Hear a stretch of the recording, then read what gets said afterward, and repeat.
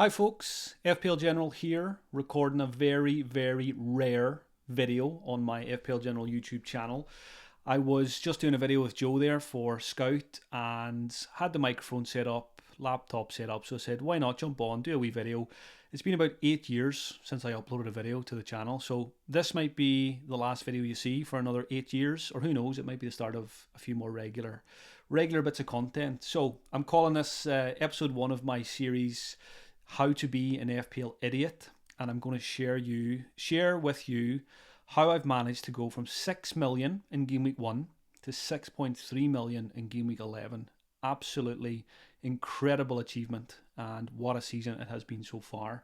So if you are a YouTube user and you do not listen to podcasts or follow me on social media, you will wonder why I'm doing so badly, given that I've got a pretty good record. I think I had 11 top 50k finishes in the last 12 seasons. So coming into this season, I only had one bad season in the last 12. The main reason I'm doing badly is I don't believe in Erling Haaland. I think he's an overrated striker. He's an okay striker, but he's not world class. So I decided not to go with him this season in FPL. Just wanted to change it up, go without Salah, go without Haaland, have a bit of a breather, get away from the grind of trying to get another top 50k, and just trying to enjoy the games a bit more, and just a fresh approach with hopefully the aim of coming back fresher next season. And it's working. I'm doing terribly, but I'm enjoying FPL. I wouldn't be making this video otherwise. I'm spending as much time, if not more, than usual on the website and watching highlights and looking at stats and all that kind of stuff. So the rank's terrible, but life's good. Everything else is good. And here we are. So just going to, mainly for myself too, just going to look at the first 11 game weeks, have a look back on what the teams look like, what was good, what was bad, if anything was good, and just show you where I'm at. And then maybe we can document it throughout the season and see, 6.3 million now. Let's see if I can improve on things between now and the end of the season. It'd be nice to be able to call this channel from 6 million to 1 million, the road to glory. So as you can see there, start of the season, with 49 points, dropped all the way down. Worst case was 7.9 million after 3 game weeks. We then got it back to 5.2 million game week 5. Game week 5 was my best game week until this game week. Played my free hit in game week 11, and that's my best game week rank of the season so far, 1.4 million, which doesn't say much. There's been a few shockers in there. Game week 6, I scored 21 points for a game week rank of 11.3 million. And there probably was only about 11.5 million players at that point, because we're now on 12.4. No hits taken yet this season. Plenty of points on the bench, as usual. Lots of 12, 13, 14 pointers there. So just going to jump in and have a wee quick look, go through each game week and relive the pain, hopefully to your benefit more so than mine. So going back to the start of the season, started with 8 Nuri, double Forest defence, which didn't go very well. Manager didn't last very long. Pedro Porro was in from the start. Captain Cole Palmer, game week 1. Of course, having no Erling Haaland, I've had to be creative with my captaincy, and it hasn't gone well. Saka did okay a couple of times. Gyökeres managed to captain him when he actually scored a goal. But yeah, Palmer, straight off the bat, blank. Rodgers and Watkins, what a terrible season Aston Villa have had. Was having a look at their XG with Joe there. I think they're 19th in the league for XG. Absolutely terrible numbers. So starting the season with Rodgers and Watkins was certainly setting myself up to fail. Started with Bruno, and as you'll see, I've done very well at avoiding Bruno Fernandes points and captaining him when he misses penalties.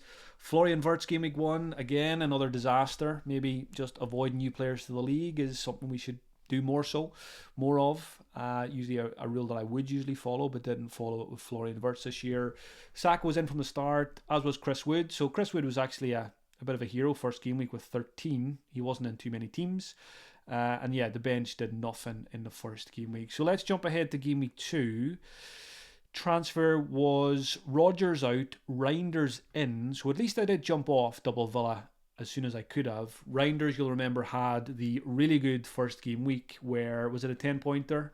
I'm not even going to go in there because the website is very, very frustrating. But Reinders came in off the back of a great start and did absolutely nothing then for the next couple of weeks. Captain Saka gave me 2, so at least he got me something with a 12-pointer. Double Forest defence let me down again.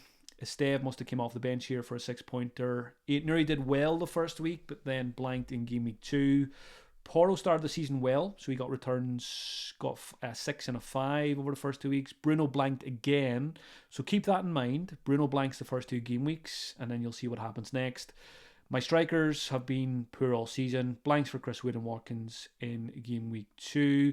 So I think, I think game week 2, was that the one where Palmer, did he get injured in the warm-up possibly? I think I captained Palmer that week, and Saka might have been vice, and that's why Esteve came off the bench then. So Captain Palmer, disaster first 2 weeks. Skip ahead to game week 3. I've had enough of these guys, and I play a very early wild card. I get rid of Double Forest defence. I get rid of Bruno Fernandes, and I captain Cunha in game week 3. And you will remember, Bruno Fernandes scored a penalty. Was it the 95th or 96th minute? I remember being in a shopping centre with my wife. I had to go outside to see what happened with the penalty, and I think we were outside Shoe and almost smashed the front window of the shop when Bruno missed. Cunha went off after, was it half an hour? Yeah, 30 minutes, captain, injured, 1-pointer, and Bruno scores at the very end of the game for, how many points did Bruno get that week? If we look here, so he blanked the first 2, then he got 10.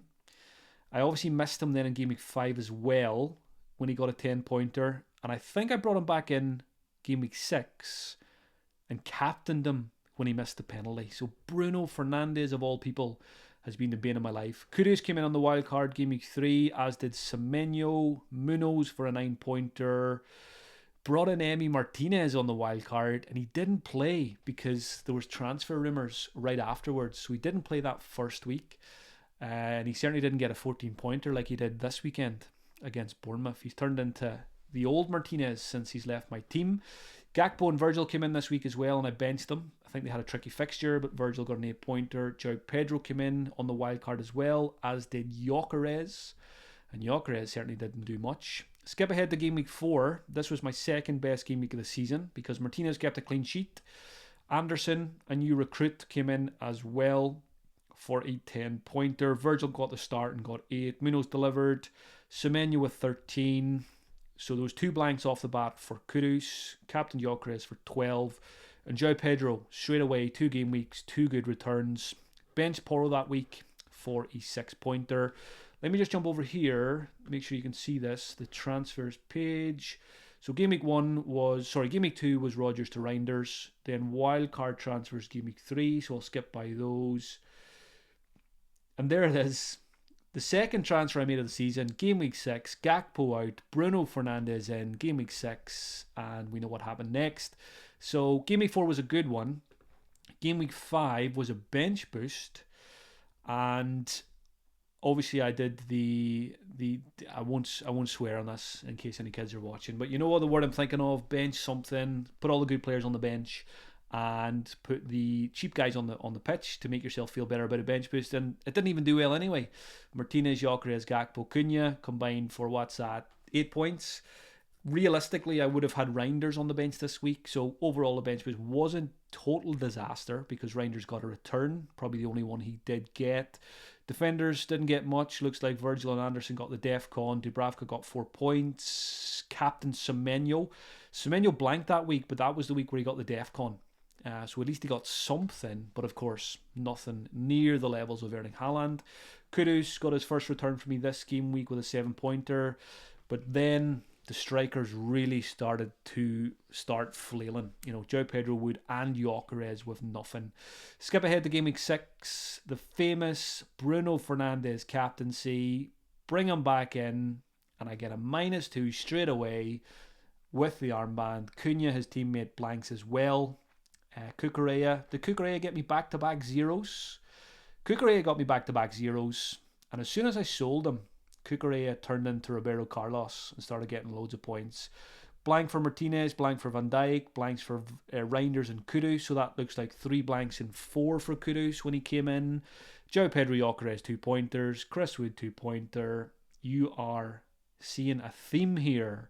So then in came Nick Pope in game week 7. Started with a clean sheet, and here I think I've solved it. I've got a great goalkeeper, and he's done nothing since. And I'm looking to sell him ahead of game week 12 after some poor performances. So Munoz has been one of the shining lights for me. Another 8-pointer here. Semenyo with the Friday night 18-pointer, but I didn't captain him. I did captain Saka that week for 16. So Saka's done okay, but there you go. Look at the forwards. João Pedro, Gyökeres, Chris Wood, 2-2-2. Bruno and Cunha blank again. Virgil blanks again. So Virgil's been a bit of a disaster. Porro on the bench again with points. So I missed out on Porro points twice. Skip ahead to game week 8. Munoz again. Shining light, 10-pointer. Pope does nothing. Senesi, I think, back-to-back blanks. Porro blanks when I play him. Virgil does nothing. Saka delivers as captain. Bruno finally gets something. Kudus, is that 4 blanks and 5 for Kudus when I brought him in? Gyökeres, João Pedro, Chris Wood, 2-2-1. What am I doing with my life? Game week 9. Nick Pope blanks, Virgil blanks. Munoz even blanks this week. Senesi gets DEFCON, or was that an assist maybe? Captain Bruno, but he only got 8, probably. DEFCON. Cunha delivered. Kudus actually done worse for me than I remember. A lot of blanks for Kudus, and I need to sell him very, very soon. I'd love to do Kudus to Enzo for game week 12, but I think Pope to Enzo Fernandez, not Pope to Enzo. Wish I could do Pope to Enzo. Pope to Sanchez is probably more sensible. I'll show you my 11 in a wee second and show you why that makes sense. Gyökeres, João Pedro, Chris Wood, 2-2-0. Why do I have 3 terrible strikers? Game week 10, Pope blanks again. Defence does okay this week, but there you go. I didn't have an Arsenal defender or goalkeeper until game week 10. FPL idiot right here. Too slow on Arsenal. I avoided Gabriel because there was 2 injury scares. I put too much faith in what Arteta said, and I missed out on a huge amount of points. So not having Arsenal defensive coverage is a big part of my terrible season so far. Sarr came in, it looks like, this week, and Mateta. Yeah, I brought in Sarr and Mateta and Gabriel in a triple move. Just double check that. Game week. So that was the free hit transfers.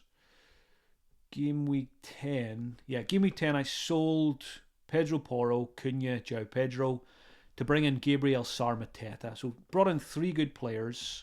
Gabriel and Mateta delivered. Sarr didn't. Sarr's been frustrating, but still a good asset. There's another blank for Kudus. I mean, I felt like Kudus did okay for me, but it was... When did I get him? When did I get Kudus? Looks like game week 3. Yeah, he came in on the wild card.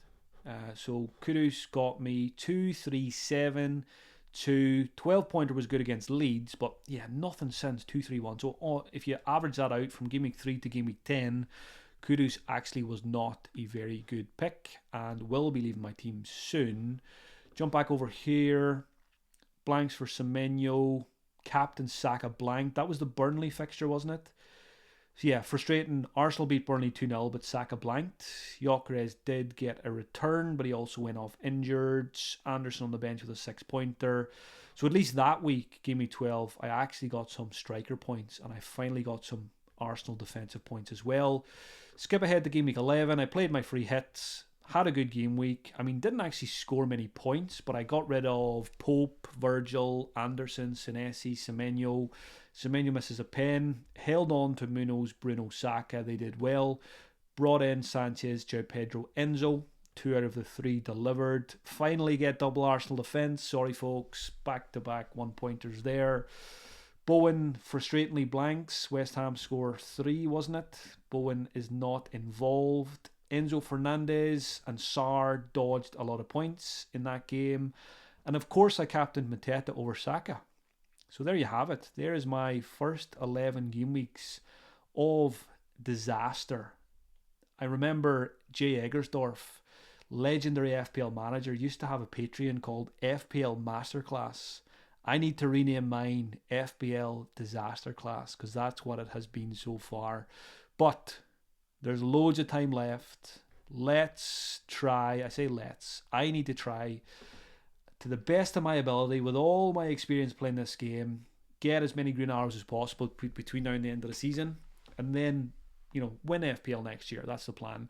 Here's my team for Gw12 as we enter the international break. On paper, I think it looks very good apart from Nick Pope in goals, and that's why I might do Nick Pope to Sanchez and just use my one free transfer. I don't have any money in the bank. Back five there looks good. They all play at home apart from Munoz, who's away to Wolves, I should say. I've got my DEFCON defenders, Virgil, Senesi, Anderson. I've got Gabriel, Saka, Semenyo, Bruno, Sarr. That's a good midfield four. And up front, I've got Mateta. Not sure if I'll captain Mateta, but again, lack of really strong candidates without Mr. Haaland and to a lesser extent Mohamed Salah. So there you go, folks. An off-the-cuff video. Didn't have any plans to do it. Like I said, the last video was about 8 years ago, so what are we, 2025? So the next video will be in 2033, when hopefully FPL is going a little bit better. Let me know what you thought of this, folks. If you'd like to see some more short snippets throughout the season, maybe not. I won't commit to every game week, but again, if I keep them short, I should be able to get them out fairly regular. So hopefully you got some entertainment from this, laughed at my expense. Hopefully this makes you feel better about your season, however it's going. And yeah, hopefully this is the low point of my FPL career, and I can kick on and improve second chunk of the season. Thanks for watching, folks. Give it a like and subscribe just in case there is new videos coming up. Probably will do a few more, so make sure you hit subscribe and enjoy the break. I'm looking forward to this weekend because nothing can go wrong. Well, probably get a few international break injuries, seeing how things are going.